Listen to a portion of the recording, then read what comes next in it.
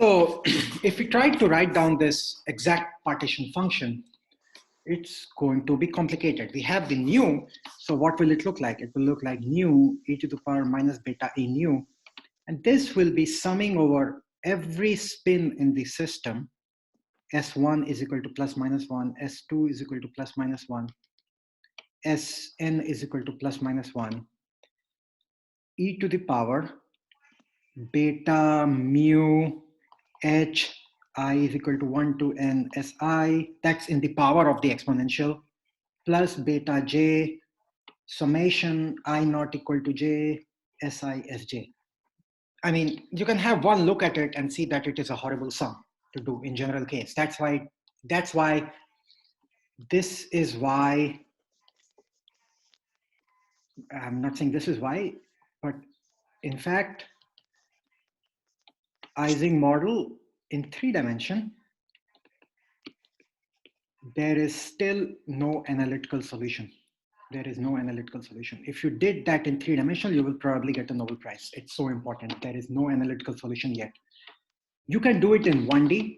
So we can solve this Q. We can calculate, solve is a bad word here. We can calculate Q explicitly in 1D with nearest neighbors, or in 2D. That's what Onsager did, which led to his Nobel Prize. In 1D, however, it looks like it takes the following form. Q beta n0 at external magnetic field, it looks something like 2 hyperbolic cos of beta j to the power n.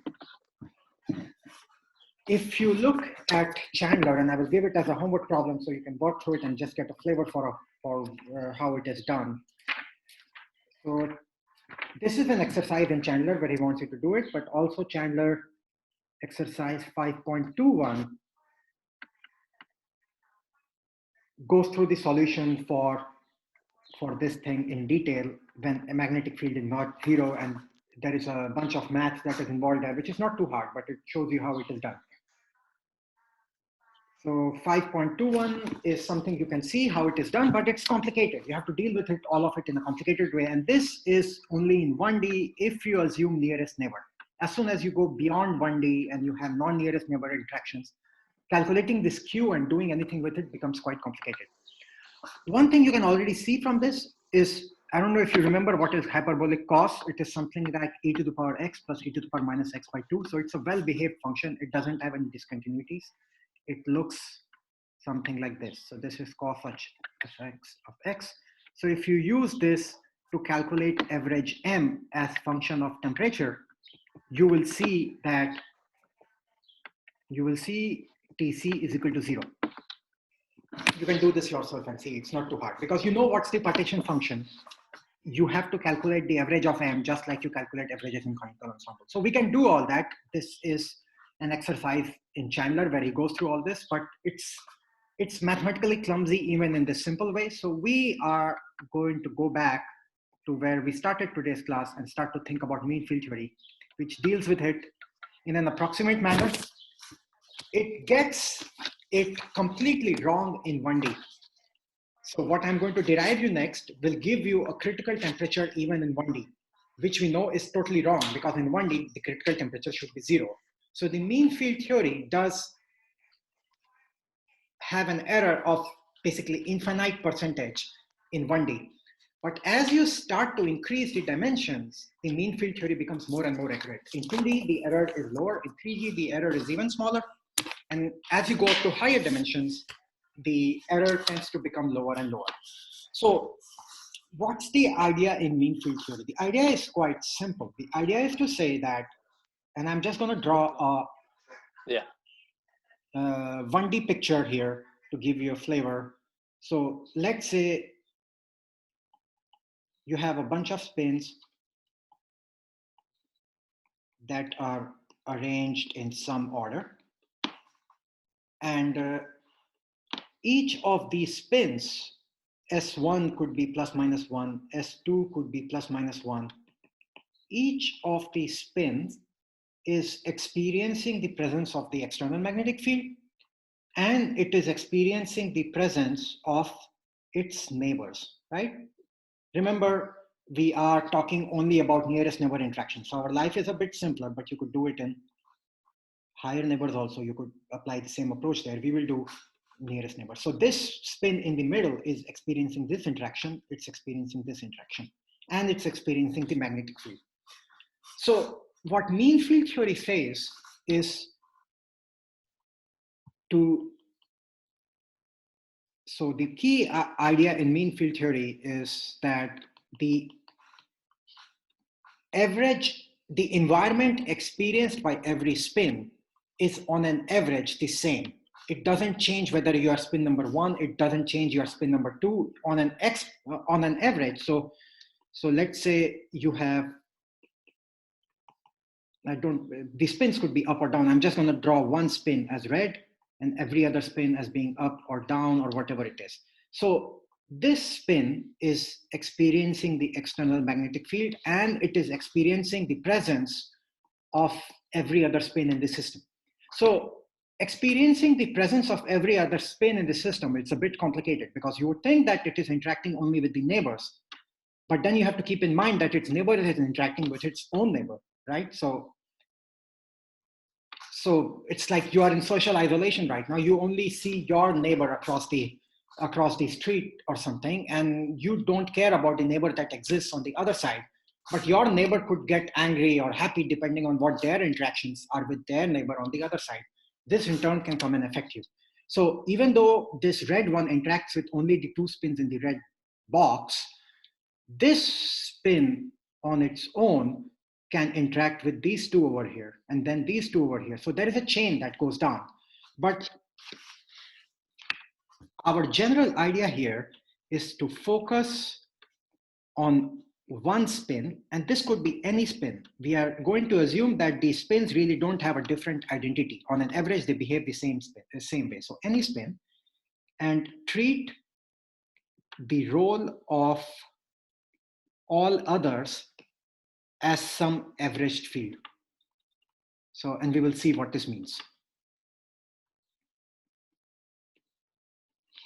So let's start with our energy for the system. What did we have? We had minus mu h summing over all magnetic moments minus summation I not equal to j, jij si multiplied by fj. And so we can take this thing and write it in the following form. So this is summing over all I, right? So now look, notice carefully what I'm going to do next. It's simple yet kind of subtle. So I will just write it as summation over si. Then what can I write the first term as? The first term can be written as si multiplied by mu h. Everyone agrees with that, right? I have done nothing. I've just brought the mu h inside because h does not depend on I. But on top of that, now instead of having, what is this? This is actually a double summation, right? Summation over I and summation over j with I not equal to j. Now I don't have to do double summation. I can just write a single summation over j, where the j is not equal to I. And then I have a jij, and I don't have to write si again. I just have to write fj. So take a moment to look at this expression and make sure you're comfortable with it. And the way to be really comfortable with it is if I write down the thing on the top as a double summation over I and j with the constraint I not equal to j, jij, si, fj, right? So this is what we have done. So now we can write it down equivalently as minus I, si, multiplied by an hi, where hi is a site-dependent field, right? So there is no interaction. If you just look at this form, it looks like, well, there is no interaction. If you compare this form with this form, it looks like I have removed the jij. There is no jij, but at the same time, the hi itself changes from side to side. So this is equation, well, we already had that equation earlier. So this is equation 3. E nu is equal to this thing. What did I do here? Okay, this is equation 3, where we have, and we have to keep the mu, sorry, mu kind of just dangled, where this hi is the instantaneous field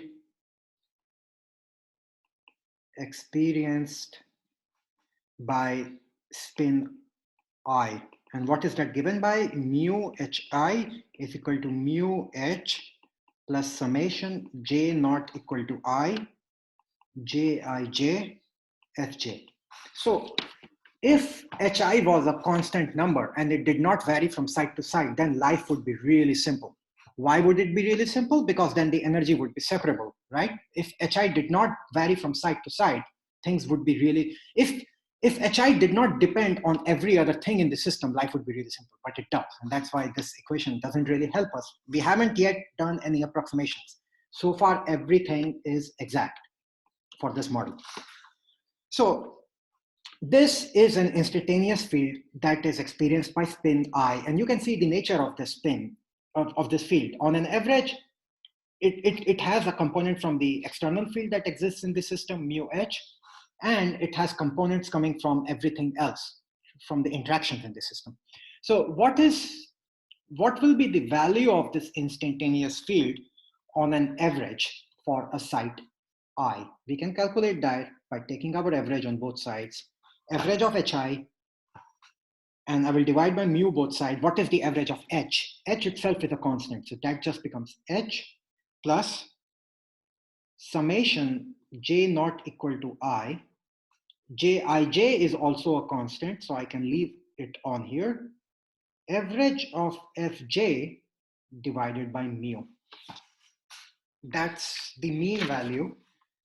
This is mean value of instantaneous field.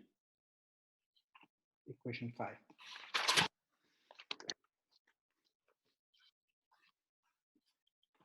And here comes now our mean field theory approximation. Mean field theory approximation says that the average value of the spin I is the same as the average value of the spin j. This is mean field theory approximation. Is everyone okay with this approximation? Where do you think this might break down? Can you think of examples where it would break down?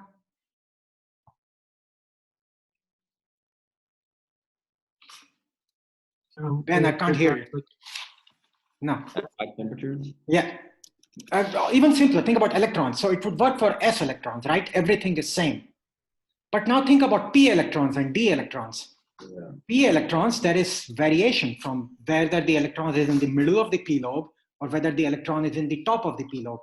So mean field theory type ideas, when people try to use it to describe materials, it works for systems without strong correlations. But for strongly correlated materials where you have p electrons, d electrons, where you have transition metals, anytime you see a system made up of iron atom or anything with d electrons or things like that, mean field theories will start to break down. But if you have a system made of s electrons, which is like sodium or aluminum, it can work perfectly well. So this is our approximation. So what does this mean? What does this mean?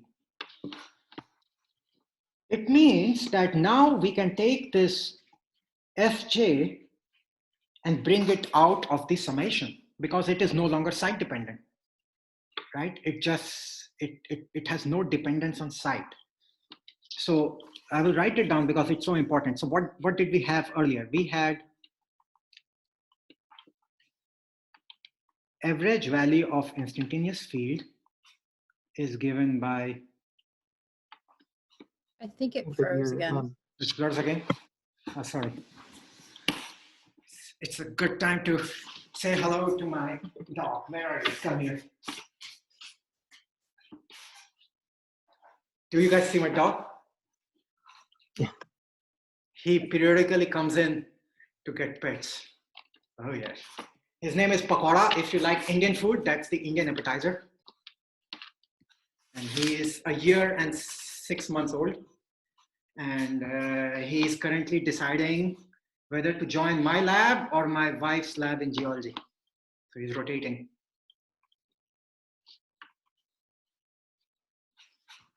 Chop, chop.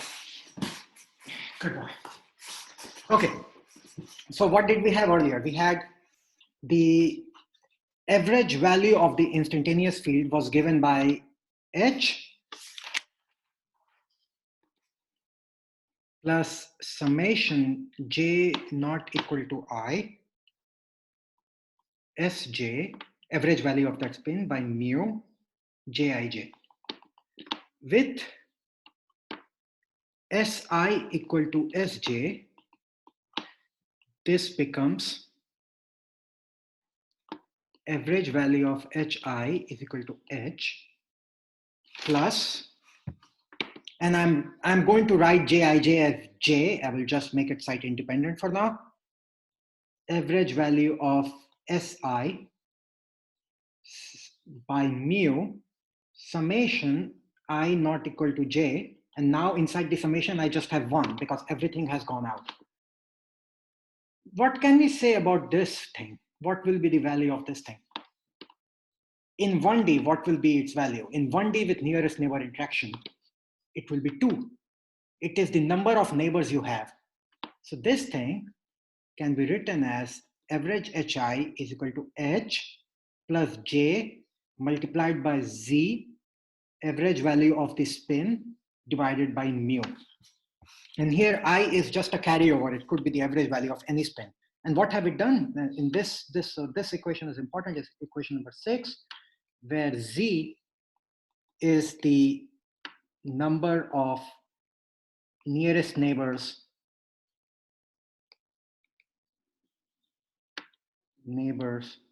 for any spin. And that is why I could replace Gij with J.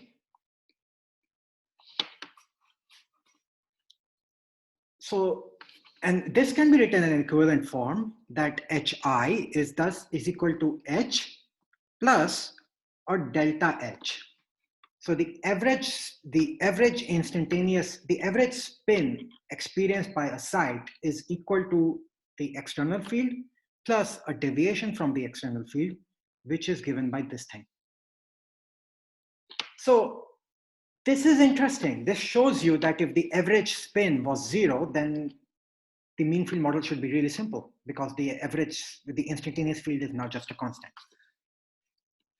And so, but let's calculate delta H. How do we calculate delta H? In order to calculate delta H, so let's calculate delta H.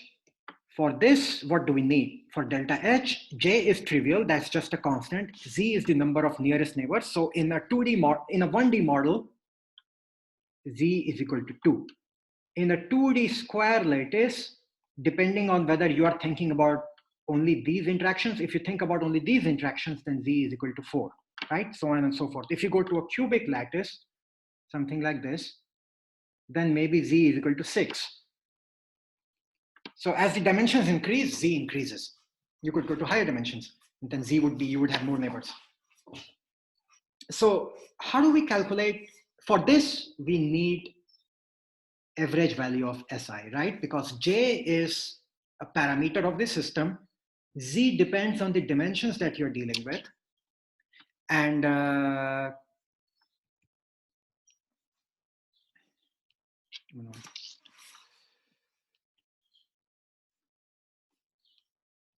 Z depends on the dimensions you're dealing with. And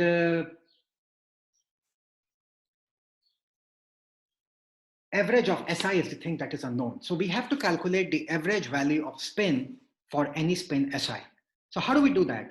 What are the values Si can take? Anyone wants to help me? Si can take 2 values. What are them? +1 or -1, right? There is nothing complicated here. Si can take +1 or -1. That we always knew. The whole problem is, what is the probability of taking +1 or -1? So,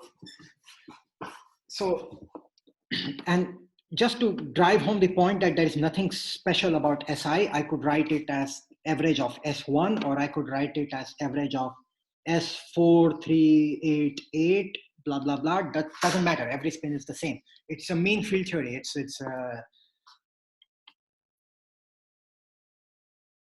it's like a communist theory of spins. You know, everything is same. There is no identity. You can think of it that way. So S1, how do we calculate the average of anything? To calculate the average of anything, we go over all microstates. Thing to keep in mind here is that all microstates means not just S1. All microstates mean S1, S2, S3, S4, everything else, right? For that microstate, we write down the value of S1 and multiply it by the probability of observing that microstate minus beta A nu. And then we sum over nu exp minus beta A nu. So if you're paying attention, you will notice this is going to be hard in general because E nu itself will be a function of S1, S2, S3, S4. It will be a complicated integral. But let's see what happens here. Here, so I want to make a point that this approximation that we did in the bottom, Si is equal to Fj, this is approximation number 1 in mean field. A second approximation will be coming very soon.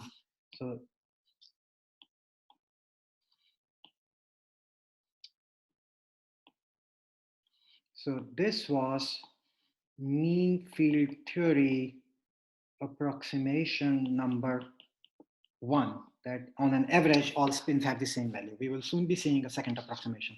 So that's why I wanted to mark it. So we need to think about E nu. Let's think about E nu before we can plug it in equation 7. E nu is minus mu h summation Si minus I not equal to j, jij some Si fj, and we wrote it in the equivalent form minus mu summation hi si, right? That's what we did over here. E nu is equal to minus mu si hi. This is exact. There is no approximation over here. Now comes the second mean field approximation. The second mean field approximation says that so E nu is equal to minus mu summation hi si. This is exact. Now we introduce an approximation that let's replace this hi by its average value.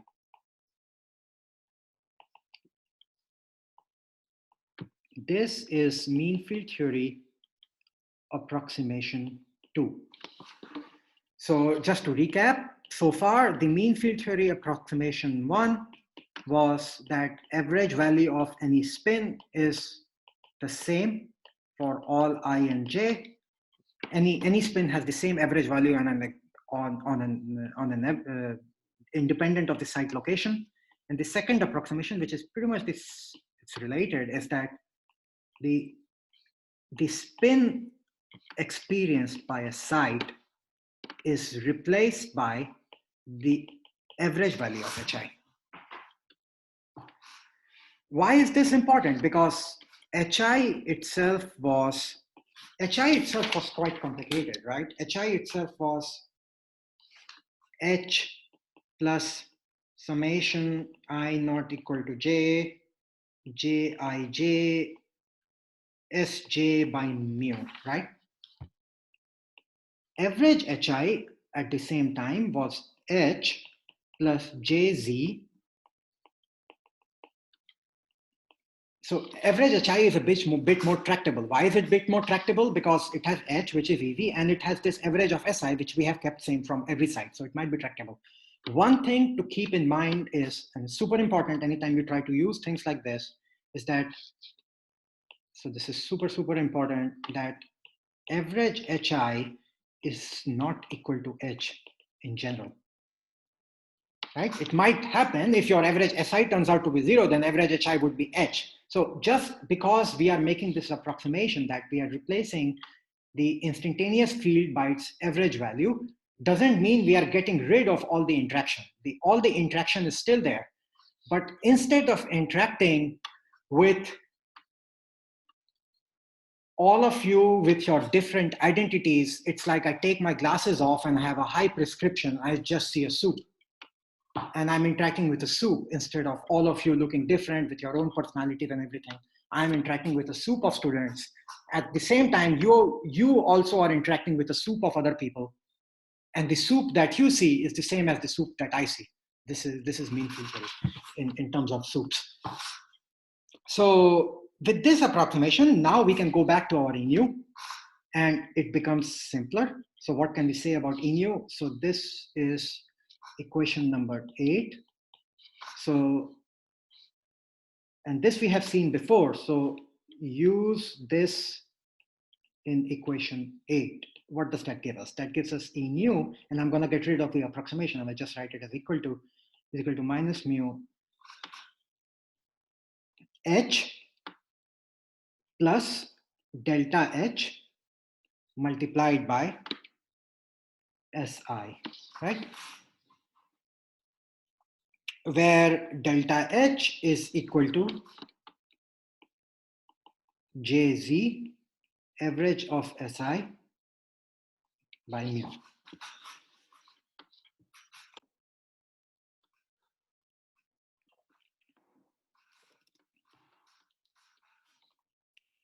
So let's look at this expression now. This is, we can write it down for different, so this is a summation over all spins, right? So if we write it down separately for different spins, how will it look like? Minus mu H plus delta H S1 minus mu H plus delta H S2 and so on. So we already know that mu is a constant, doesn't depend on any spin. H is a constant, it doesn't depend on any spin.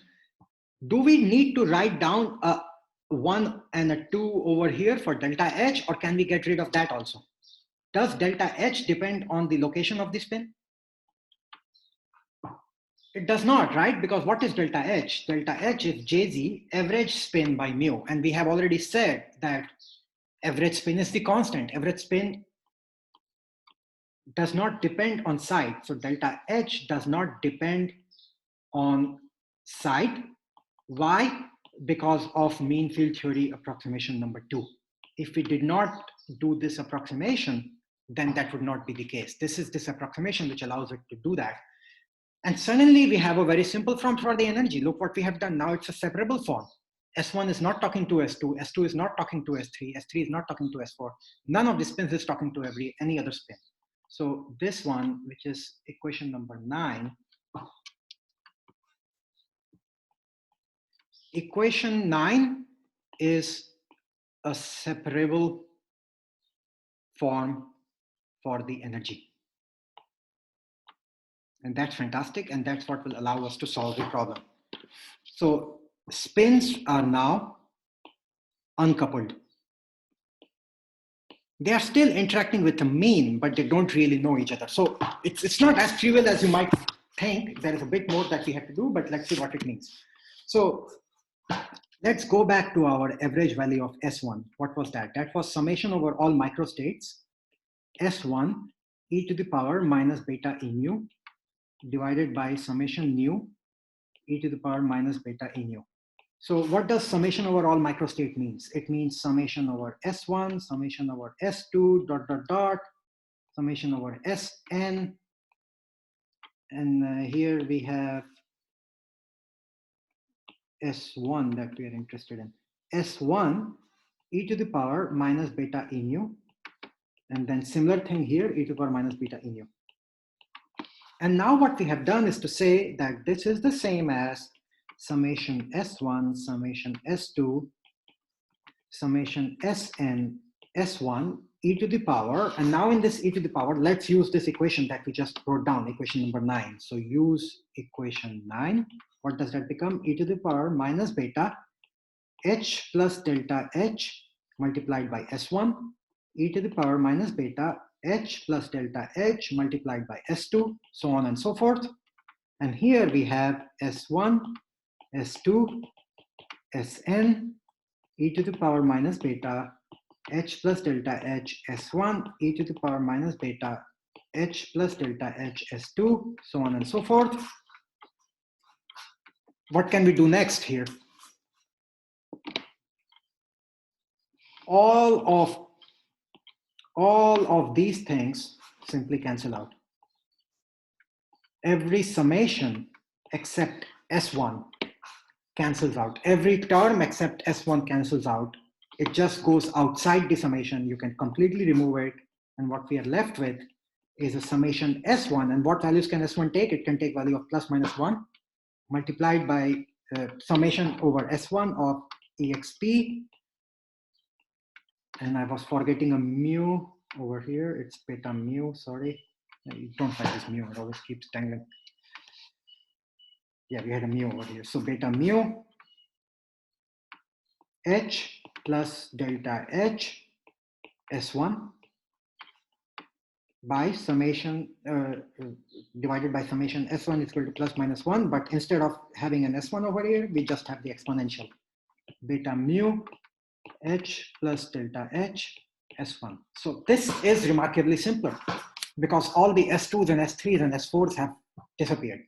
They play a role through the delta H. So that's why I keep saying it's not as trivial as you might think. They play a role.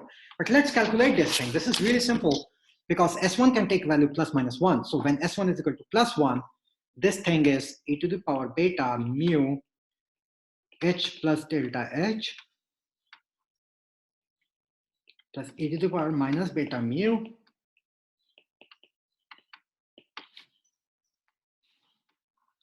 I forgot something because here this plus has to be a minus. You are multiplying with the value of S1, right? So when S1 is plus 1, you have a plus here. When S1 is minus 1, you have a minus here. In the denominator, that thing doesn't happen. In the denominator, you are left with e to the power beta mu H plus delta H plus e to the power minus beta mu H plus delta H. So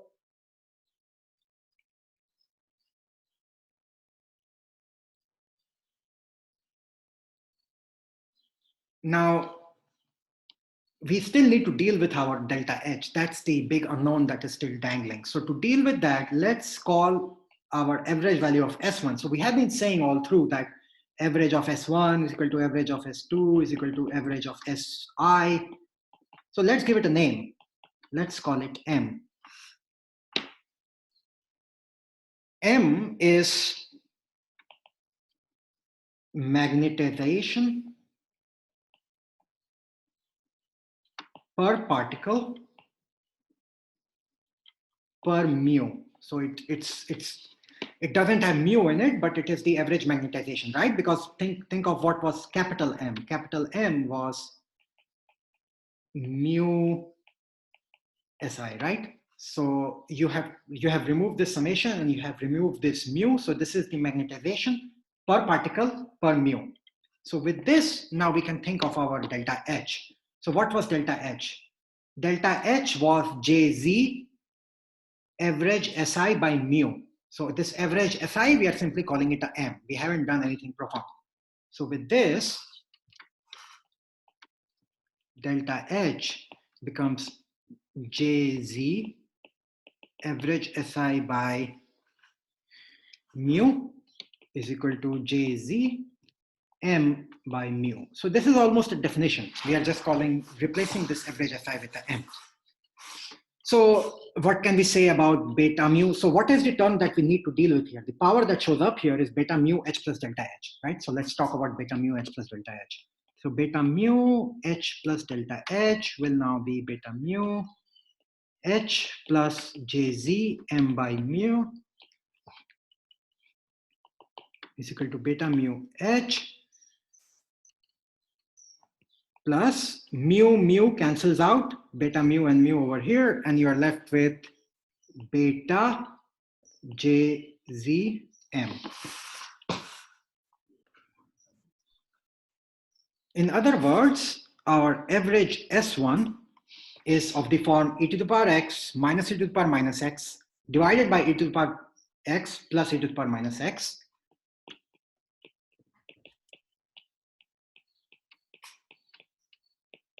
Does anyone know a shortcut for this? It has a symbol associated with it. It is the hyperbolic tan of x, where x is equal to this thing over here, beta mu h plus beta jz m. Now we have done something interesting. If you think of equation number 10, what does that say? Equation number 10 is saying that m, this is m, is equal to hyperbolic tan of beta mu h plus beta jzm. This is the central equation for mean field theory. This is a self-consistency equation. Why is this a self-consistency equation? Because if you solve this equation, so let's say you have a value of the external magnetic field, right? And you have some value of mu, the strength of every little magnet, and you have some temperature that has been given to you.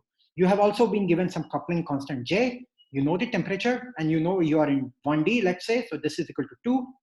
So in that case, you will have an equation that looks something like, I don't know, I'm just writing it random. It will look something like m is equal to tan h of, let's say, 0.1 plus 0.5 m. If you solve this equation, then you will solve for m, and once you solve for m, what do you have? You have the value of S1. And if you have the value of S1, all you need to do to get the full magnetization is to do n multiplied by mu multiplied by S1, and you will get your full magnetization. And that's the thing we need, right? So if we could keep solving this, so if we solve this at different beta and use this equation with the arrow, we would get magnetization as function of beta or as a function of temperature. And then we could see whether we have a critical temperature or not. This, so this the tanh, this kind of makes me think of something. So it's like a sigmoidal function, right? Yeah. It goes like -1 and then +1 and like steps. But in this case, it's not centered around 0, right? It's like offset. No, yeah. But okay, so this makes me think of hysteresis. Is this possible to model like hysteresis effects? It is related to that. Hysteresis doesn't really show up in this because we are not doing anything as a function of time. We are not switching things on and off. But there must be a function of magnetic field, like a plot H. So if you as a function of H, like you keep, I guess the idea would be you keep changing H and allowing the system to magnetize, and you keep increasing it. And then when you step H back and go to -H, it's going to maybe not go right back down the way it came up. Yes, that's true. And we will see this. Yeah, well, we will look at something similar when we turn the magnetic field to 0 coming from the negative side, and from the positive side, we will see some effects. That leads to the fact, so what you're saying is we are going to cover that in maybe 2 lectures from now, but what you're saying is, you know how we always talk about that the ground state of the system in 1D can be all pointing up. In absence of an external magnetic field, the ground state can be all pointing up, or it can be all pointing down, right? In the absence of an external magnetic field, there is no way of saying which one is the ground state. Right. So, oh, my screen froze.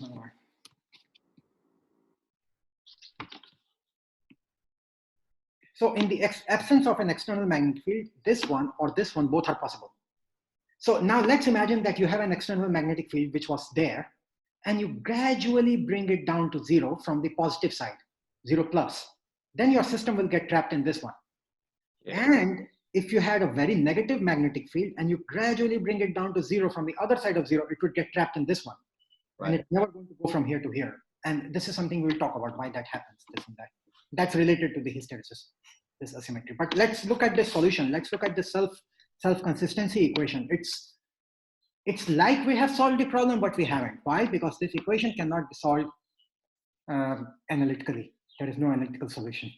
This kind of reminds me of things such as when you look at equations in polynomial form, you know, you guys probably all remember, guys and ladies, that solution of ax squared plus bx plus c is equal to 0. You have an analytical solution, right? You can write it down. What if I add a third term? There is still a solution. What if I add a fourth term? there is still a solution. Does anyone know at what point do you stop? You cannot solve a polynomial. So I'm asking about equations of order n, polynomial equations of order n. You cannot just solve an equation that looks like axn plus bxn minus 1 plus cxn minus 2 plus blah, blah, blah. When n approaches a certain value, there is no analytical solution. Does anyone know what's that value? 5. 5 or 6? I'd say 5. It's 5. So you can solve such equations only up till here. As soon as you add a fifth order term, it's no longer an analytical solution. And that's kind of related to being able to, if you sat down with a circle and try to use only your protractor and your compass and try to inscribe a polygon inside the circle, you can do it. You cannot do this for a pentagon in general. You can do it only for a square. So I got distracted, but the point being that these equations are what is called transcendental equations. I think that's the name, if I'm not wrong, but maybe it's not transcendental, something else. You cannot have an analytical solution for such an equation. And this equation that we wrote down, that m is equal to hyperbolic tan of beta mu h plus beta z jm is in the same category. There is no analytical solution. But we can try to see when might there be a solution. So to do that, we will look at a specific case. We will just look at h is equal to 0. Okay, let's forget about the magnetic field. Let's just look at m is equal to tan h of beta z jm. Even that doesn't change anything. Even that doesn't have a solution. But we can try to see when a solution might exist. So for a solution to exist, if you plot a curve that looks like, if you plot this one, tan h beta z jm versus m, if beta vj was equal to 1, you would get this line, right? Why? No, I'm totally wrong. This is the line m is equal to m. There is nothing. I just plotted y is equal to x. So if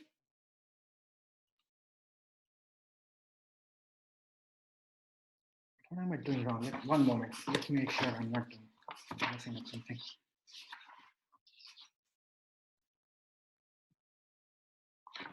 And so we have to think about hyperbolic tan of beta v jm. So you can go and try it in Mathematica and think like that. And you will see that if beta gz was less than 1, if this thing, beta zg, was less than 1, this plot hyperbolic tan looks like as follows. It always stays below m is equal to m. On the other hand, if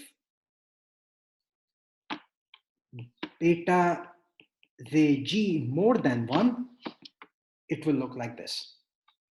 And that's what we are interested in. Why? Because the red one means that if beta j z less than 1, then tan h of beta z g m is equal to m has only one solution. What is that solution? M is equal to 0. M is equal to 0. But if beta zg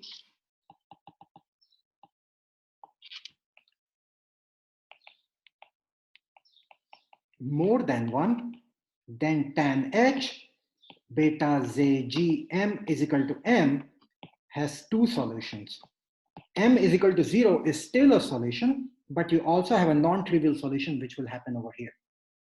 And when you go and look at the value of m over there, that will be the solution for the magnetic moment.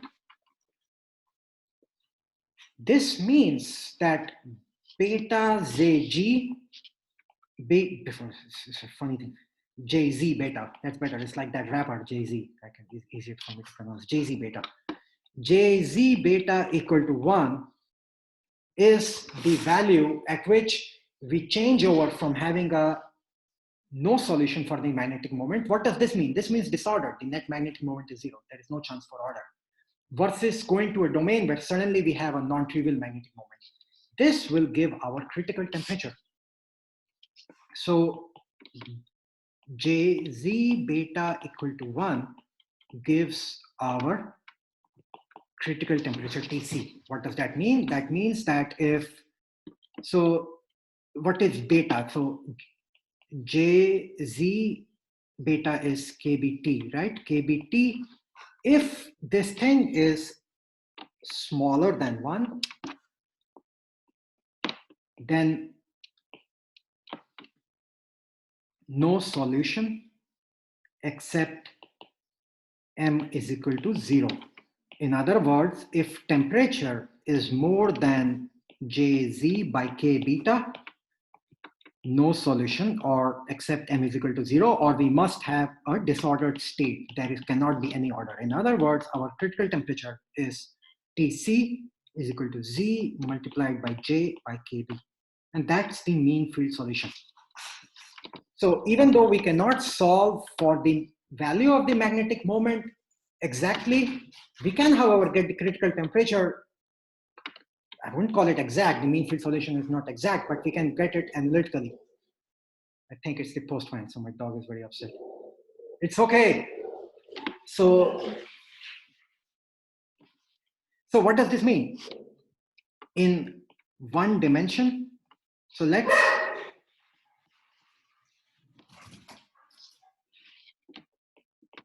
we can write down the critical temperature in different dimensions. In one dimension, and we can also write down the value of Z in that dimension, and then we need to get the critical temperature. In 1D, Z is equal to 2, right? You have only nearest neighbor interaction. This is assuming nearest neighbors, right? If you allow for more than nearest neighbor interactions, then the thing starts to change. So in 1D, this will be 2J by KB. In 2D, you will have 4 nearest neighbors in a square lattice, so it becomes 4J by KB. If you go to a simple cubic lattice in 3 dimensions, you have 6 nearest neighbors and it becomes 6J by KB. So that's the mean field solution, mean field critical temperature. So let's ponder over it for a moment. So this is mean field theoretical temperature. What's the truth?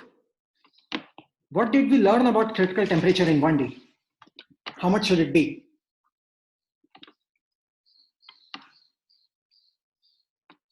Anyone remembers? 0. 0. So what's the error we made here? Huge, infinite % error. Mean field theory gets it totally wrong in 1D. In 2D, in square lattice, the exact answer as per Onsager is 2.3 J by KB. So the error is a bit less. The error is something like 1.7 divided by 2.3. How much is that?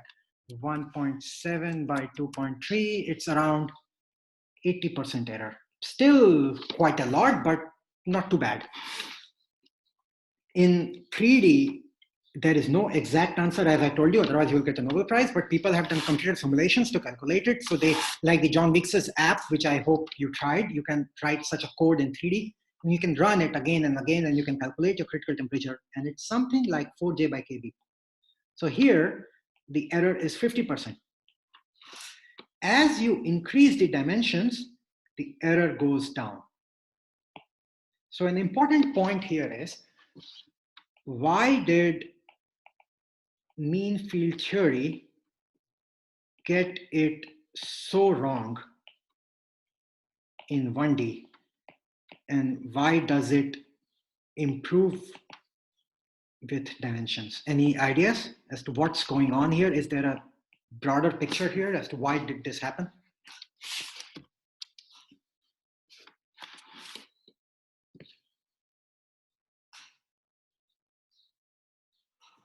So the reason is that mean field theory ignores fluctuations. Mean field theory says that any spin must be the same as its average spin. And we just saw through the Pearl's droplet argument that in 1D, fluctuations can exist at any temperature higher than 0, right? You don't have to go to a very high enough temperature. As soon as your temperature is 1 nano pico Kelvin, you will have a fluctuation. It will be stabilized. Entropy wins. in 2 dimensions, we saw through the pulse droplet argument that you can sustain a high enough temperature where fluctuations are still dead. As you go to higher dimensions, you can sustain fluctuations at higher temperature. This is kind of profound fact. So it's worth thinking over, and I'm just giving an intuitive picture here. So in 1D, fluctuations can exist at any temperature more than 0, howsoever small. So when we set that Si is equal to Sj, this is per construction ignoring fluctuations. This is wrong. This is going to be wrong. This thing is wrong at any temperature more than 0. It will be correct at T equal to exactly 0 and nowhere else. As dimension increases, as the dimensionality increases,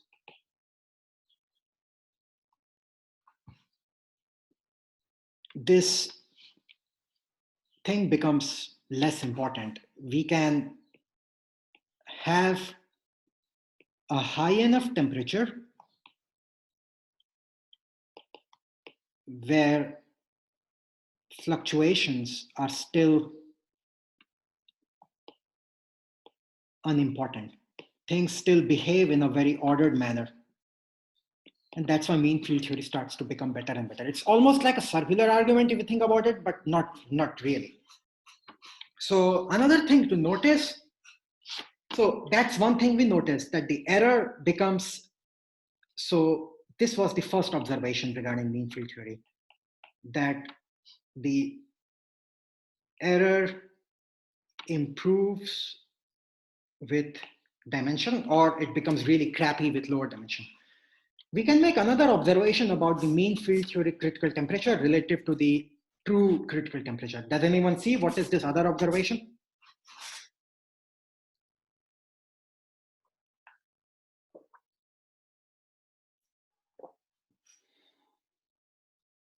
It never underestimates the critical temperature. It always overestimates it. You see?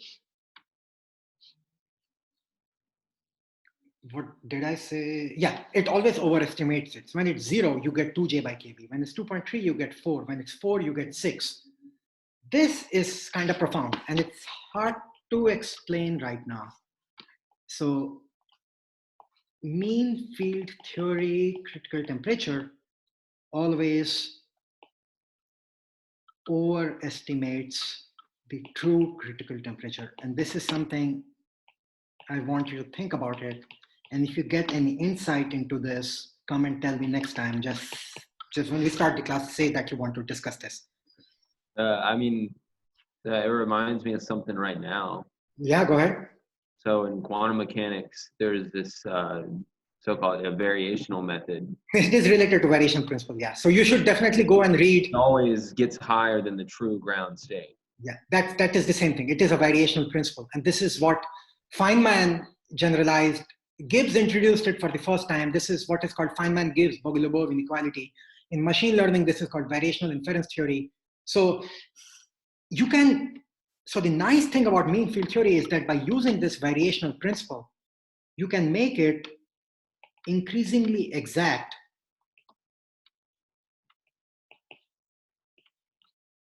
Actually, I will remove the word exact. It just so happens, and here I don't know how to prove it, you can make it exact in more than 3 dimensions.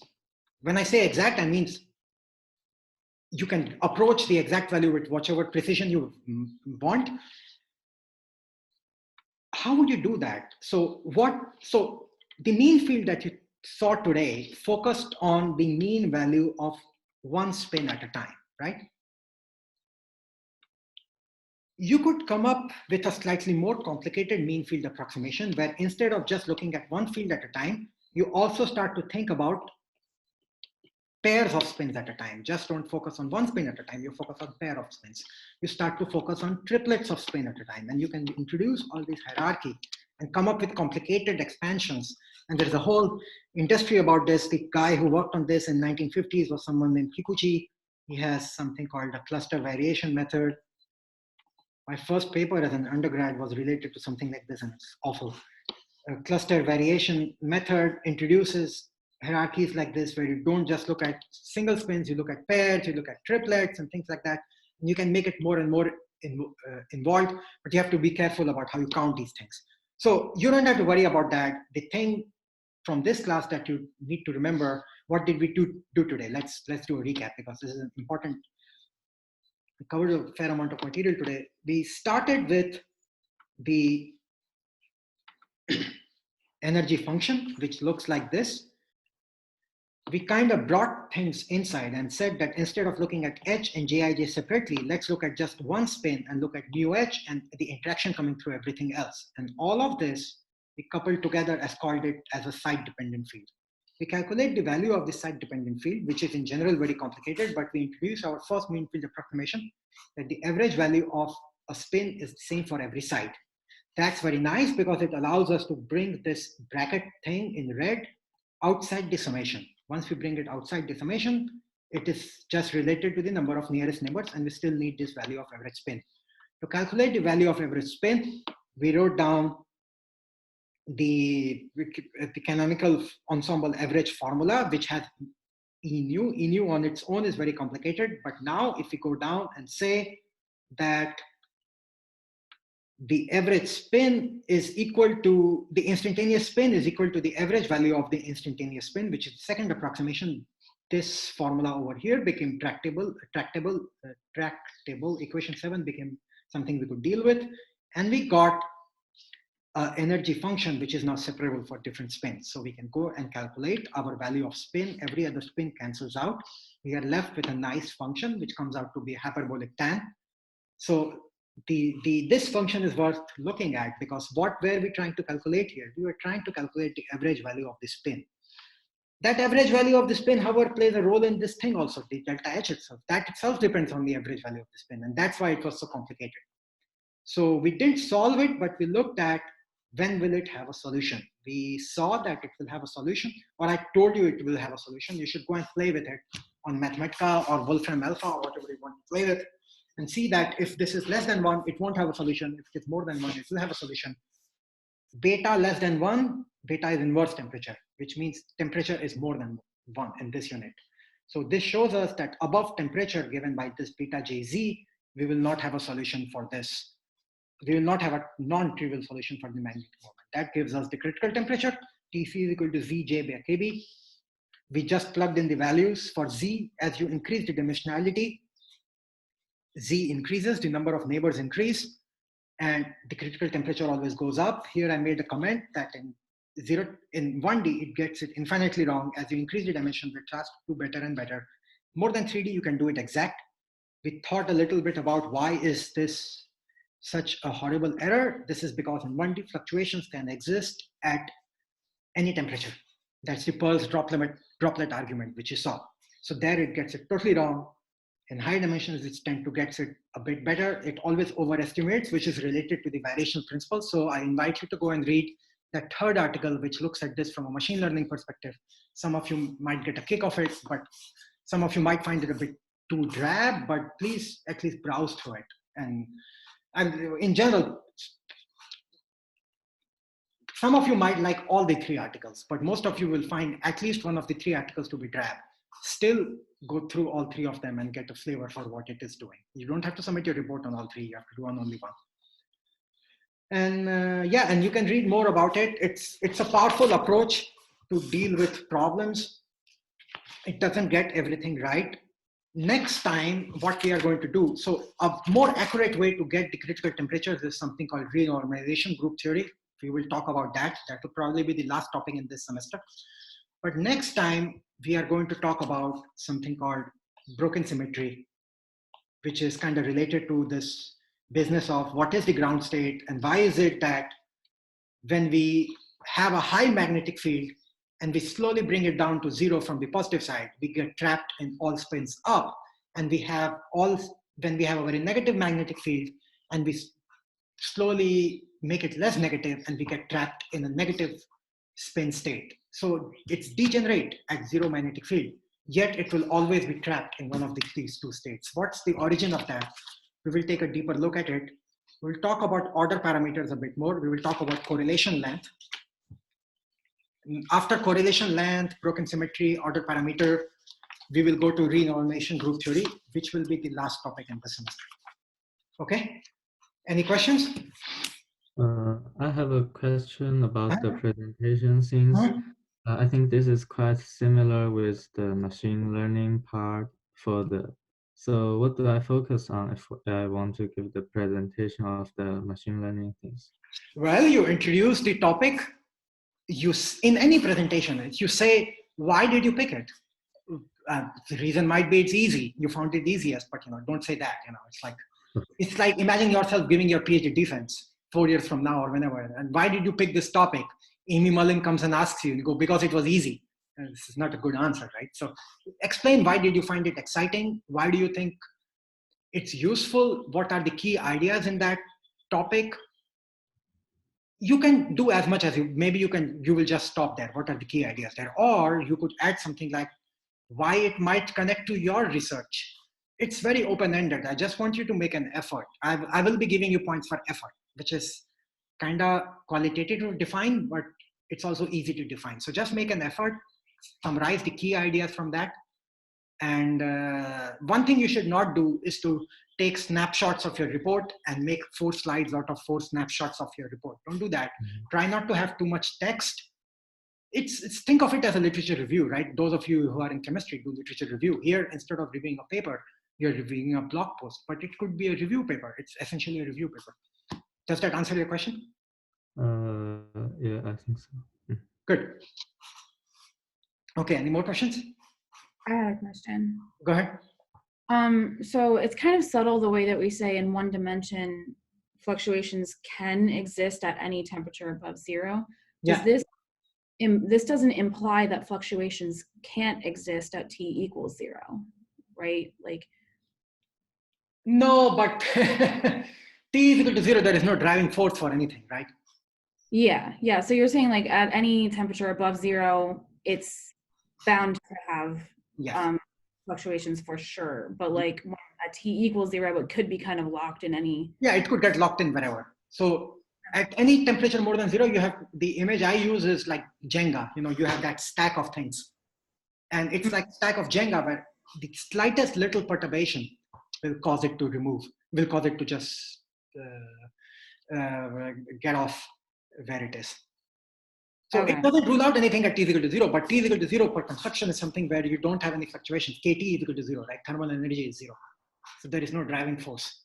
So another way to look at it is that even the slightest driving force is enough for the system to lose its ordered configuration. That's the way you can think of it. You cannot keep the system ordered, even if there is